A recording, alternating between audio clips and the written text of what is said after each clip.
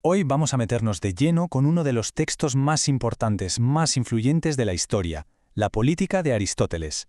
Pero vamos a descubrir un secreto sobre su origen, algo que lo cambia todo. En realidad, no es el libro que todo el mundo cree que es. A ver, que la Política de Aristóteles es una obra monumental, eso no lo duda nadie. Ha estado ahí durante más de 2000 años dándole forma a cómo entendemos el gobierno, la ciudadanía, la sociedad. Vaya, que es una referencia absolutamente fundamental. Y aquí es donde empieza lo interesante, el misterio, porque cuando alguien abre la política, pensando que se va a encontrar un libro normal, escrito de principio a fin, se topa con algo muy diferente. ¿Qué es entonces este texto? Muy bien, pues vamos a sumergirnos en este asunto. En esta primera parte vamos a investigar cómo se llegó a componer realmente la política.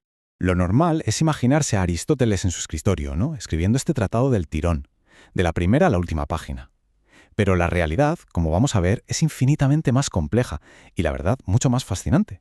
Para entender de verdad la política, tenemos que colarnos en la escuela de Aristóteles, en el Liceo. Ahí descubriremos la diferencia clave entre lo que él escribía para publicar y lo que preparaba para sus alumnos.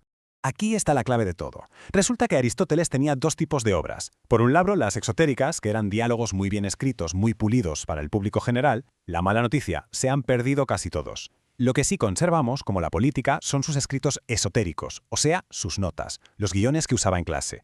La palabra que lo define todo es acroasis, que en griego significa algo así como audición. Estos textos no se pensaron para una lectura en silencio, en solitario, no. Estaban hechos para ser escuchados, para que Aristóteles los explicara y se debatieran allí mismo, en el Liceo. Eran, por así decirlo, material de trabajo. Y claro, esto explica por qué a veces, al leerlo, uno se siente un poco perdido. El texto está lleno de cosas que parecen fallos, contradicciones, saltos de un tema a otro sin avisar, repeticiones, incluso notas al margen que algún copista siglos después metió dentro del texto principal. Pero no son errores, son las huellas, las cicatrices, que nos cuentan su origen como apuntes de clase acumulados durante años. La política que tenemos hoy está dividida en 8 libros, pero ojo, esta estructura, lejos de aclararlo todo, ha creado uno de los rompecabezas más grandes para los expertos en Aristóteles. Aquí tenemos una especie de mapa general. La obra va desde lo más básico, como la ciudad y la familia, pasa a criticar otras constituciones, analiza la teoría del Estado, estudia regímenes que existían de verdad, como las democracias y las oligarquías, y acaba intentando dibujar el Estado ideal. Un recorrido, la verdad, increíblemente ambicioso. El problema es que esta organización no es del todo lineal, y eso ha llevado a un debate que dura siglos. ¿Están los libros en el orden que toca? ¿O es más bien una colección de textos que alguien juntó tiempo después? Básicamente hay dos grandes teorías.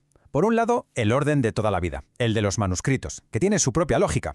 Pero luego, en el siglo XX, un académico, Werner Jaeger, propuso algo totalmente revolucionario, que el orden, en realidad, refleja la propia evolución de Aristóteles. Sugirió que los libros más idealistas, más platónicos, los escribió al principio, y los más prácticos, los que estudian casos reales, los escribió mucho después. Bueno, y ahora pasamos a la increíble historia de supervivencia de este texto, porque el hecho de que hoy podamos leerlo es, sinceramente, casi un milagro. Su viaje es digno de una película.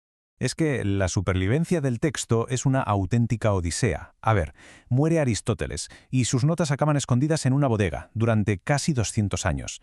Luego las redescubren, se las llevan a Roma como botín de guerra y finalmente un editor llamado Andrónico de Rodas es quien las organiza y las compila. La versión que leemos hoy se montó casi 300 años después de que muriera su autor. Es alucinante. Y con esto llegamos a la conclusión. Porque entender toda esta historia no es una simple anécdota. No.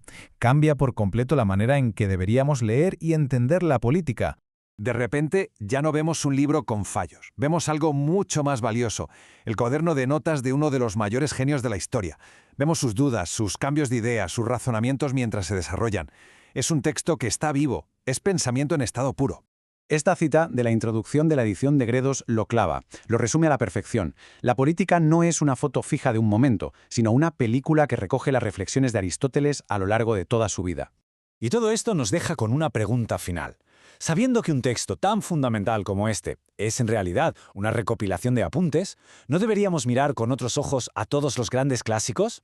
Quizá tengamos que dejar de leerlos como si fueran monumentos de mármol, perfectos e intocables, y empezar a verlos como lo que a menudo son, el producto vibrante y a veces caótico de una mente humana trabajando.